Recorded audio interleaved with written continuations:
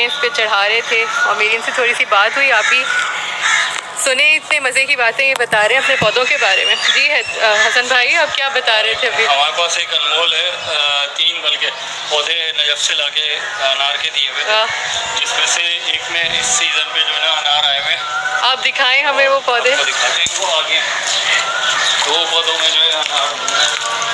क्या बात है, बिल्कुल गरी के सामने थोड़ा ये देखें कितना खूबसूरत। अभी उनका दाना नहीं बनता था, तोड़ लेते थे, इस वजह से उनको कवर करते हैं। और आप ये सब वॉलंटियरली करते हैं? तमाम। और कब से कर रहे हैं आप ये? तकरीबन 5 साल। क्या बात है, बहुत ही खूबसूरत लग रहे हैं सारे पौधे। तमाम और मेहनत और मोहब्बत दोनों नज़र आ रही है इसमें। ये सब मैंने खुद ही ला के लगाए, खुद। अरे वाह, अरे वाह